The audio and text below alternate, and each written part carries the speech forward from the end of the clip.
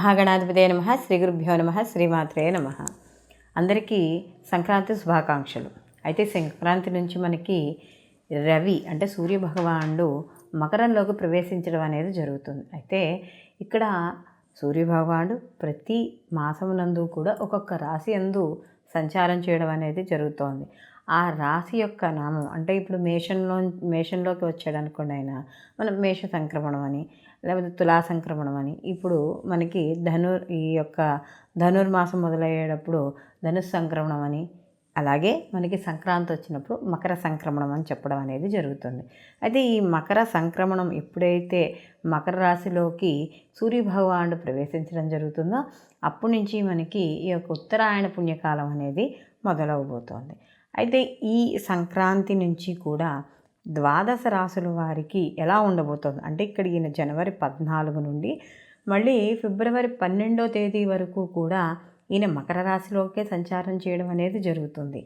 ఇలా సంచారం చేస్తున్నప్పుడు ద్వాదశ రాశుల వారికి కొంతమందికి అనుకూలంగాను, కొంతమందికి కొద్దిగా వ్యతిరేకంగాను, అంటే పనుల ఆలస్యమనో ఏవో ఒకటి కొద్దిగా, అంటే వాళ్ళ యొక్క రాశి నుండి ఆ సూర్యభగవానుడు ఉన్న రాశినికి ఎన్నో స్థానం అవుతుందో చూసుకుని, శుభస్థానం అయితే శుభ ఫలితాలు, ఆ ఉండే స్థానం కొంచెం వాళ్ళకి వ్యతిరేకంగాను, అశుభ స్థానం అయితే వ్యతిరేక ఫలితాలు ఉండడం అనేది జరుగుతుంది. అయితే ఈ సూర్యభగవానుడు అనేది ప్రత్యక్ష భగవానుడు కాబట్టి ఈయన ఆరాధన చేయడం ద్వారా కూడా, అసలు ఈయనకి ఎటువంటి ఆరాధన చేయడం ద్వారా ఈ ద్వాదశ రాశుల వారు శుభ ఫలితాలు పొందవచ్చు అనే విషయాన్ని మనం ఇప్పుడు తెలుసుకుందాం. మీనరాశి వారికి కానీ చూసుకుంటున్నప్పుడు ఈ యొక్క రవి మకర రాశిలోకి ప్రవేశిస్తున్నప్పుడు ఈ సంచారం చేస్తున్న ఇంచుమించు నెల రోజులు కూడా వీళ్ళకి కాస్త అనుకూలమైన ఫలితాలు కనపడడం అనేది జరుగుతుంది. కారణం ఏమిటి అంటే, వీళ్ళకి ఈ యొక్క రవి లాభస్థానంలో సంచారం చేయడం అనేది జరుగుతుంది. ఎప్పుడైతే లాభస్థానంలో రవి సంచారం చేస్తున్నాడో వ్యాపారపరంగా వృద్ధి, లాభాలు పొందడం అనేది జరుగుతుంది.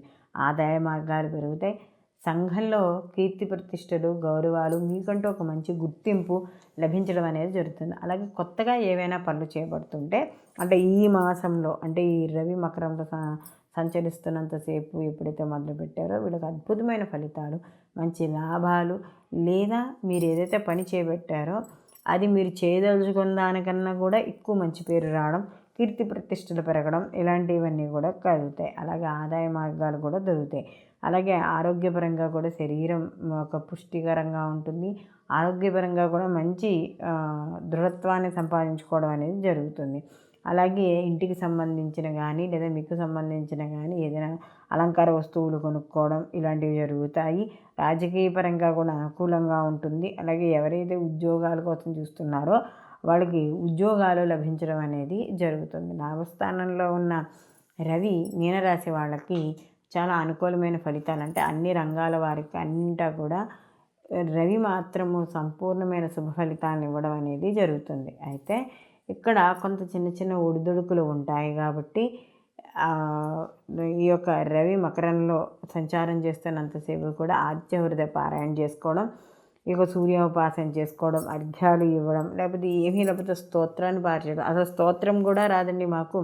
కనీసం ఆ సూర్యభగవానుడు ఎదురుకుండా నిలబడి నమస్కారాలు 3 సార్లు 11 సార్లు నమస్కారం చేసి వచ్చేసినా కూడా ఓం సూర్యాయ నమః అనుకుని మనం ఒక నామాన్ని చదువుకొని వచ్చేసినా కూడా ఆ సూర్యభగవానుడి యొక్క అనుగ్రహం అనేది సంపూర్ణంగా లభిస్తుంది. రవి మనకి మకరంలో ప్రవేశించడం ఎప్పుడు జరుగుతుంది? జనవరి 14న. ఈయన ఫిబ్రవరి 12 వరకు కూడా మకర రాశిలో సంచారం చేస్తున్నాడు. అంటే ఈ సంచారం చేస్తున్నంతసేపు కూడా ద్వాదశ రాశుల వారికి ఎలా ఉంటుంది అని కూడా మనం తెలుసుకున్నాం. అయితే ఇక్కడ ప్రత్యక్ష భగవానుడు మనకి చెప్పింది మనం అనుకున్న సూర్యభగవానుడి కాబట్టి ఈయన ప్రతీ నెల మారుతున్నా కూడా ఆయా రాశుల వాళ్ళకి, ద్వాదశ రాశుల వాళ్ళకి శుభాశుభ ఫలితాలు మిక్స్ అయి ఉంటాయి కాబట్టి మనం చెప్పుకోవడం అనేది జరుగుతోంది. అయితే వీటితో పాటుగా మీకు ఏదైతే మీకు జన్మ జాతకం ఉందో, మీరు పుట్టిన సమయానికి ఆ జన్మ జాతకాన్ని కూడా పరిశీలన చేసుకున్నప్పుడు మనకి పూర్తి ఫలితాలు లభిస్తాయి. అలాగే ఈ యొక్క తెలుసుకునేవి దేనికయ్యా అంటే, ఈ గోచార ఫలితాలు ఒక అవగాహన. ఏదైనా ఒక మనిషి సహజంగా ఒక పని చేస్తున్నప్పుడు ఎలా అనిపిస్తుంది మనకి? ఏదైనా ఒక మంచి పని చేస్తున్నప్పుడు, అబ్బాయి ఇప్పుడు నాకు ఈ సమయం బాగుందో లేదో, నేను ఈ పని మొదలెడితే నాకు లాభమా నష్టమా, లేకపోతే నేను ఈ యొక్క ఎప్పటి నుంచో చేయాలనుకుంటున్నాను ఈ పని, దీనివల్ల ఎంతవరకు నాకు కలిసి వస్తుంది, ఈ సమయం ఎంతవరకు అనుకూలం నాకు, ఇలాంటివన్నీ కూడా మనకి జాతకం ద్వారా తెలుసుకోవచ్చు. అంటే ఇటు గోచారము చూసుకుంటూ అటు జాతకం ద్వారా కూడా చూసుకోవచ్చు. అప్పుడు అలా చూసుకోవడం వల్ల ఏమవుతుంది, మంచి సమయం ఉంటే పర్వాలేదు, లేదా ఏది అనుకూలం అంటే అది వివాహానికి కావచ్చు, లేకపోతే ఇల్లు కొనుక్కోవడానికి కావచ్చు, ఏదైనా ఒక వ్యాపారం మొదలుపెట్టడానికి కావచ్చు, కొత్తగా ఏదైనా ఒక సాధించాలి జీవితంలో అని అనుకున్నప్పుడు ఆ సాధించాలనుకునే దానికి క్రమంలో ఎటువంటి ఆటంకాలు, అడ్డంకులు, ఇబ్బందులు లేకుండా ఈ మన జాతకం అనేది, అంటే మనం పుట్టిన సమయానికి ఏదైతే జన్మజాతకం ఉందో ఆ జన్మజాతకంతో పాటు ఈ యొక్క గోచారం కూడా, మనకి ఉండే గ్రహాలు కూడా మనకి రెండింటినీ మనం క్లబ్ చేసుకోవడం వల్ల మనకి కరెక్ట్ ఫలితాలు రావడం అనేది జరుగుతుంది. కాబట్టి ఈ రవి మనకి మకరంలో ప్రవేశించడం ఎప్పుడు జరుగుతోంది, జనవరి 14న.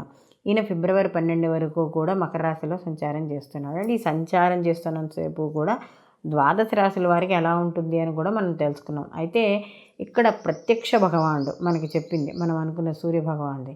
కాబట్టి ఈయన ప్రతీ నెల మారుతున్నా కూడా ఆయా రాశుల వాళ్ళకి, ద్వాదశ రాశుల వాళ్ళకి శుభాశుభ ఫలితాలు మిక్స్ అయి ఉంటాయి. కాబట్టి మనం చెప్పుకోవడం అనేది జరుగుతోంది. అయితే వీటితో పాటుగా మీకు ఏదైతే మీకు జన్మ జాతకం ఉందో మీరు పుట్టిన సమయానికి ఆ జన్మ జాతకాన్ని కూడా పరిశీలన చేసుకున్నప్పుడు మనకి పూర్తి ఫలితాలు లభిస్తాయి. అలాగే ఈ యొక్క తెలుసుకునేవి దేనికయ్యా అంటే ఈ గోచార ఫలితాలు ఒక అవగాహన. ఏదైనా ఒక మనిషి సహజంగా ఒక పని చేస్తున్నప్పుడు ఎలా అనిపిస్తుంది మనకి, ఏదైనా ఒక మంచి పని చేస్తున్నప్పుడు అబ్బాయి ఇప్పుడు నాకు ఈ సమయం బాగుందో లేదో, నేను ఈ పని మొదలెడితే నాకు లాభమా నష్టమా, లేకపోతే నేను ఈ యొక్క ఎప్పటి నుంచో చేయాలనుకుంటున్నాను ఈ పని, దీనివల్ల ఎంతవరకు నాకు కలిసి వస్తుంది, ఈ సమయం ఎంతవరకు అనుకూలం నాకు, ఇలాంటివన్నీ కూడా మనకి జాతకం ద్వారా తెలుసుకోవచ్చు. అంటే ఇటు గోచారము చూసుకుంటూ అటు జాతకం ద్వారా కూడా చూసుకోవచ్చు. అప్పుడు అలా చూసుకోవడం వల్ల ఏమవుతుంది, మంచి సమయం ఉంటే పర్వాలేదు, లేదా ఏది అనుకూలం అంటే అది వివాహానికి కావచ్చు, లేకపోతే ఇల్లు కొనుక్కోవడానికి కావచ్చు, ఏదైనా ఒక వ్యాపారం మొదలుపెట్టడానికి కావచ్చు, కొత్తగా ఏదైనా ఒక సాధించాలి జీవితంలో అని అనుకున్నప్పుడు ఆ సాధించాలనుకునే దానికి క్రమంలో ఎటువంటి ఆటంకాలు, అడ్డంకులు, ఇబ్బందులు లేకుండా ఈ మన జాతకం అనేది, అంటే మనం పుట్టిన సమయానికి ఏదైతే జన్మజాతకం ఉందో ఆ జన్మజాతకంతో పాటు ఈ యొక్క గోచారం కూడా, మనకి ఉండే గ్రహాలు కూడా మనకి రెండింటినీ మనం క్లబ్ చేసుకోవడం వల్ల మనకి కరెక్ట్ ఫలితాలు రావడం అనేది జరుగుతుంది. కాబట్టి ఏ ముఖ్యమైన పనులు చేయాలనుకున్నా ఇటు గోచారంతో పాటు జన్మజాతక ఫలితాలు కూడా తప్పనిసరిగా చూసుకుని పని మొదలు పెట్టడం ద్వారా సంపూర్ణమైన సత్ఫలితాలు పొందడం అనేది జరుగుతుంది.